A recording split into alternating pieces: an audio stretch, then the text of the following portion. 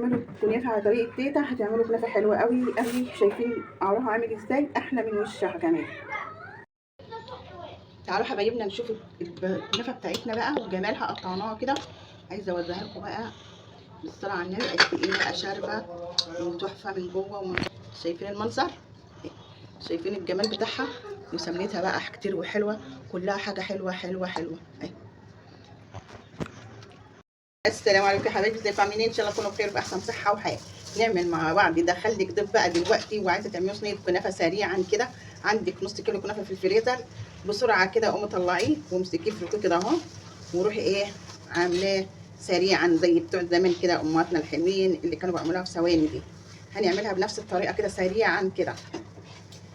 كل عام وانتم طيبين. والكنافه دي بقى رمضان يجي كنافه ورز بلبن وجلاش وحاجات كلها حلويات من الحلويات اللي بتطخن بجد، بتاخد سمنه كتير وبتاخد سكر كتير وحاجه. كل عام وانتم طيبين، شهر بيجي في السنه كلها. تعالوا بقى السمنه بتاعتنا زبده كده وعلى السمنه سايحه، ولازم بقى في سمنه حلوه كده تكون. الكنافه بقى بتاخد كميه يا جماعه كتير من الدهون زي الجلاش. وهنحط شويه سكر، مش لازم بودره. احنا قلنا بقى الضيف مستعجل وعايزين نعمل حاجه سريعه سريعه كده اهو. هنحط شويه السمنه الباقيين هما كمان اهو. بالصلاه على النبي، اللهم حاطين حاجه تاني. تعالوا بقى يا اصدقائنا شوفوا ما شاء الله اللهم صل على النبي، خليناها عامله ازاي بالسكر والسمنه بقى. حاجه تحفه بقى يعني، تتاكل كده اهو.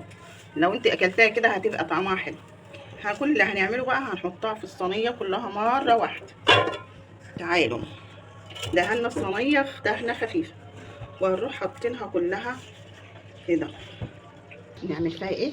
شوفوا السمنه فيها عامله ازاي وايه. وهنمسكها بقى، مش هنكبسها الكبس اللي هو جامد قوي عشان ما تبقاش مبلطه كده.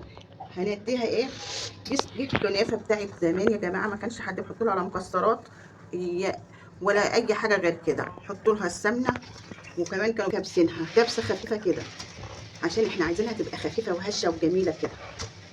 شفتوا المنظر؟ وهحطها بقى مولعه على الفرن يسخن، وقبل الضيف ما يشرب كوبايه شاي شوفوا بالصلاه على النبي الصينيه عامله ازاي، وايديا ما شاء الله عامله ازاي. صينيه ممتازه، ما حدش ياكلها اللي عامل دايت. انا في الفرن مولع تحت ومش مولع من فوق ليه؟ على ما قرا يحمر نبقى نضير. فين الداير بقى بتاع صينيتها عمل ازاي؟ ففي الحاله دي بقى بروح مولعه. عملنا الشربات بتاعنا يا جماعه عباره عن ايه؟ كوبايه ونص سكر وكوبايتين ميه، وعملناه متوسط، ما عملناش تقيل قوي عشان تبقى الكنافه بتاعتنا طريه وحلوه كده ولذيذه برضه. وكده عملنا الكنافه للضيوف سريعه، وان شاء الله تطلع تحفه. الشربات بارد والكنافه سخنه. شايفين المنظر؟ شربت الشربات على طول علشان عملناها كده. هنقلبها بقى ونشوفها من تحت عامله ايه.